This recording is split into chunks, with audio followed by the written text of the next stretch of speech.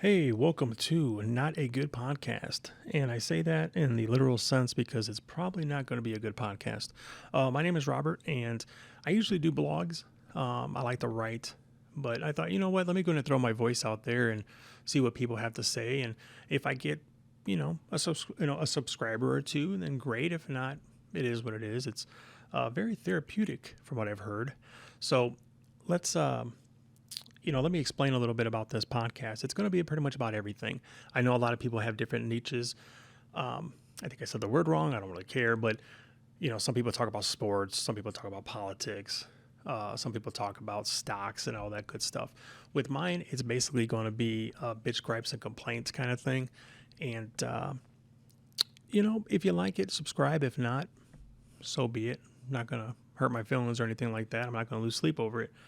I guess I'm just starting off, and it is what it is. There's tons and tons and tons of podcasters out there who do a fantastic job and who get paid to do it. I'm just doing it for fun and doing it, like I said, as kind of like a therapeutic thing. So, with that being said, let's get started.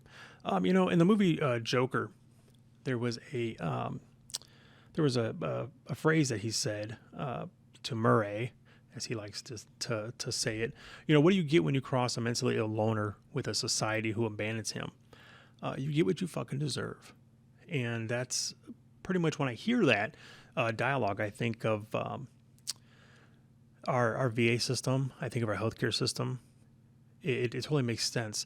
I think about those who are mentally ill and that can't get help that they need. Then when they snap or they kill somebody or kill others, people question, what could have been done different? What could we have done to help this person or stop this person?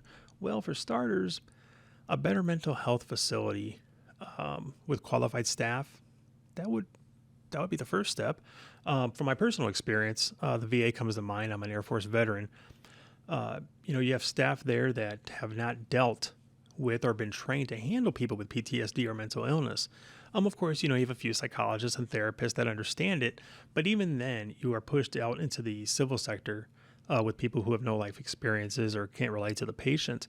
All they have is a piece of paper or two hanging in a frame showing that they can write a thesis.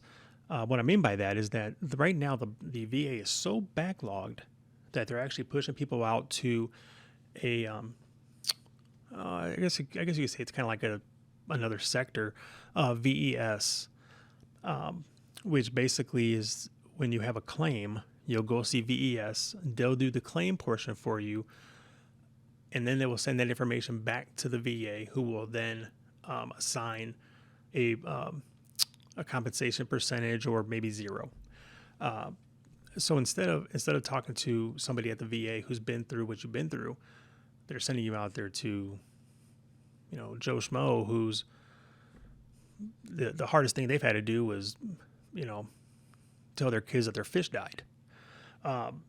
So, around the later part, I'm going to tell you guys here a little story. Around the later part of 2000 as security forces, I was at post with another security force member. And like most security force members, when you're guarding something and it's cold outside, it's nighttime, you tend to get tired. You do something called one up, one down. One person sleeps, the other person stays awake, maybe for an hour, half hour, then you switch off, so on and so forth. And of course this is frowned upon, but when you're working 12-hour shifts, 16-hour shifts, and it's dark out and you're overseas and it's hot, then it gets cold, it happens. It happens. So anyways, one night it was my partner's turn to stay up while I slept. Well, I woke up to something tapping me in the back of my head, and it was, I opened my eyes and I see my partner, the other airman, with his eyes like wide open, like staring at me. And I'm like, what the fuck is going on? So I turn and I see my sergeant is behind me with my M16, my loaded M16, and he was tapping me in the back of my head. And he said, Airman, you are fucking dead. And I'm like, I look at my partner and I'm like, you ignorant motherfucker, because I'm like, I stayed up for his ass, but he couldn't stay up for mine. So, you know, I mean, that's, it got to the point where I can't have people behind me now. If I'm at a restaurant or if I'm with somebody, I always sit with my back towards the wall, or I try to anyways, or I have to see my surroundings. It's not fun, but you know, and I tell people, like, if I'm at work, I tell you know, my coworkers, hey, listen, don't tap me, you know, don't tap the back of my shoulder, don't stand behind me. And I actually had one coworker who came up behind me and flicked the back of my neck, trying to be funny.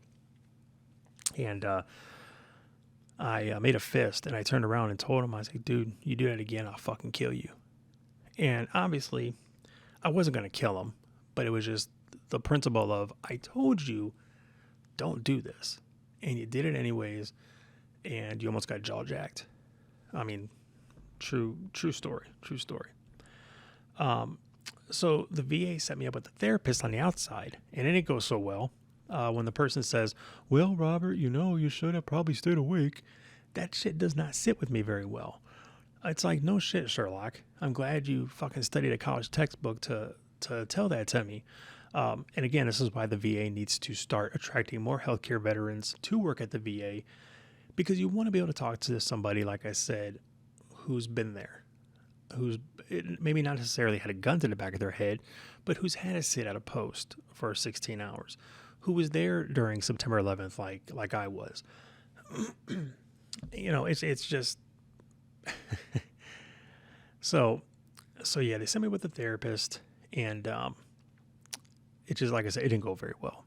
The one thing I will say is that the VA pays for my sessions, and it's honestly, as I saw what they charged the VA, I could not believe it. How can somebody who is mentally ill and homeless or living paycheck to paycheck, how can they be expected to pay these crazy amounts for the help that they need? You know, of course, you may have health insurance, but you're only allotted so many times per year. You know, you see somebody for 12 sessions, and you know, you want to talk to them again, but that would be your 13th session, and they won't see you because it's not covered. I mean, that could have been the session that prevented you from killing yourself that night. You know, the system is not set up to help you. It is set up to help itself. And when you're denied being seen by a mental health professional because you're homeless, have insurance, or have no insurance, no money, no means of payment, well, then you get what you fucking deserve. So I hate to leave that on that note, but this has been Not a Good Podcast, episode 1. I appreciate you listening. If you are, if you're still listening, I appreciate it. And like I said, if you like it, subscribe. If not, so be it. So thank you.